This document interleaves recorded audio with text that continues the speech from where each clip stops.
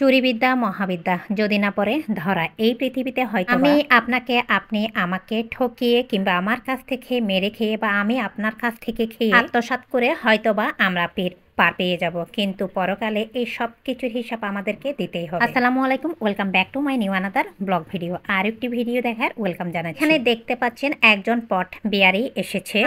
আমরা আমাদের family member যারা আছি তারা সবসময় চেষ্টা করি আশেপাশের পরিবেশটা সবসময় আমরা ভালো রাখতে। এই জন্য ওয়েস্টার্ন বোতল অথবা কোনো লোহা কোনো কিছু ভাঙা যে জিনিসগুলি ভাঙ্গারিওয়ালার কাছ থেকে আমরা বিক্রি করতে পারবো সেগুলি আমরা আশেপাশে ফেলে না দিয়ে পরিবেশ মুক্ত রাখার সঙ্গে সঙ্গে আমরা এইভাবে বিক্রি করার চেষ্টা করি। এতে করে আমাদের হাতে যেমন কিছুটা হাত খরচ টুকটাক আসে, যদিও সবসময় যে অতিরিক্ত পরিমাণ বোতল কিংবা ভাঙ্গারি জিনিসপত্র আমাদের জমা হয় এমন না। তো আমি সেখান থেকে ভিডিওটা আপনাদের সাথে কন্টিনিউ করছি। তো যাই হোক, ওখানে যদি আমি রিয়েল ভয়েসটা রাখতে পারতাম তাহলে হয়তো আপনারা আরো বেশি বুঝতে পারতেন। ওই ভাঙ্গারিওয়ালাটা একজন দিনমজুর। আমি কিন্তু উনি দিনমজুর বলে ওনাকে খুব নিচু করে বলছি না। পৃথিবীতে যত সৎ কাজ আছে কোনো কাজই কিন্তু পিছে এবং নিচ্ছে না। অন্তত এই সকল কাজকে আমি খারাপ বলে মনে করি না। চুরি ডাকাতি করার সাথে সাথে দেহ ব্যবসা এমনকি পরকিয়া করা এগুলাই কিন্তু খারাপ কাজ। উনি একজন দিনমজুর আমাদের কাছ থেকে ভাঙ্গারি জিনিসপত্র নিচ্ছিল। ভাঙ্গারি লোহা জিনিসপত্র সবকিছু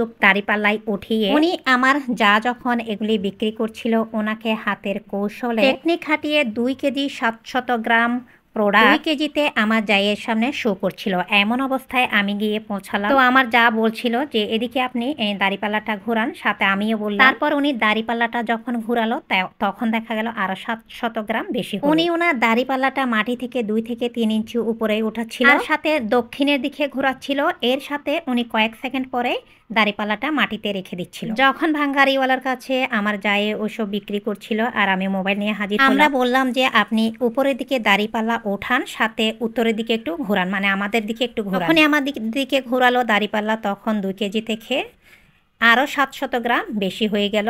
সেই লোহা থেকে বোতল থেকে মানে যা ভাঙ্গারি জিনিস সব। এই জন্যই আসলে মানুষ বলে চুরিবিদ্যা মহাবিদ্যা যদি না পড়ে ধরা। পৃথিবীতে চুরি ডাকাতি আত্মসাৎই আর দেহ ব্যবসা ছাড়া কোনো কাজই কিন্তু ছোট এবং খারাপ না। দিনমজুর হোক সুইপার হোক, পৃথিবীতে প্রত্যেকটা কাজকে আমি আমার অন্তর থেকে অ্যাপ্রিশিয়েট করি, কিন্তু উনি ওনার অবস্থান এবং নিজের কাজটাকে কিন্তু ছোট করেছে। আজকে হয়তো উনি আমাদের কাছ থেকে 10 থেকে 15 বা 20 টাকা নিয়ে খেত, আবার চুরি করে, কিন্তু এই দুনিয়া থেকে উনি যখন যেত তখন কিন্তু এই 10-20 টাকার হিসাব ওনাকে দিতেই হতো, তাও আবার দাড়িপাল্লার মাধ্যমে। যে দাড়িপাল্লা দিয়ে একদিন পরপারে আমাদের পাপ পুণ্যের হিসাব হবে। তো যাই হোক, আপনাদের সাথে অনেক কিছু বললাম। এরপরে আমরা বিকালের জন্য একটু নাস্তা তৈরি করব। প্রথমত শীতকাল, তার উপর বেলা ছোট, তাই দুপুরে খাওয়ার পর আর তেমন একটা আরাম করা হয় না। যদি আরাম করতে হয় তাহলে দেখা যায় বিকালের কাজগুলি কিন্তু জমে থাকে, পাশাপাশি জমে থাকে ইউটিউবিং, এডিটিং, টুকটাক এইসব কিছু। দুপুরে খাওয়া দাওয়ার পরে ছাদে গিয়ে কাপড় নিয়ে আসলাম।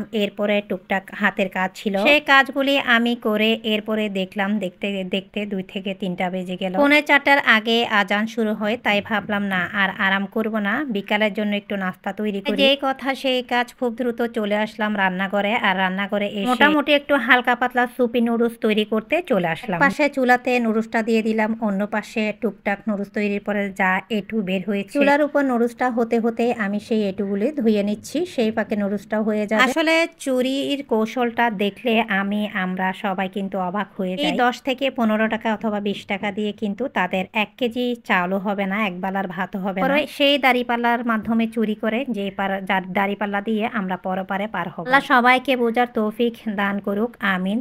সবার জন্য দোয়া করি। সবকিছু বলতে বলতে আপনাদের সাথে এরই মাঝে আমাদের নুডলসটা তৈরি হয়ে গিয়েছে। এরই মাঝে ছেলেদের নুডলসটা দিয়ে আমি নামাজ পড়তে চলে যাব। তো আজকের ভিডিও পর্যন্ত, আল্লাহ হাফেজ।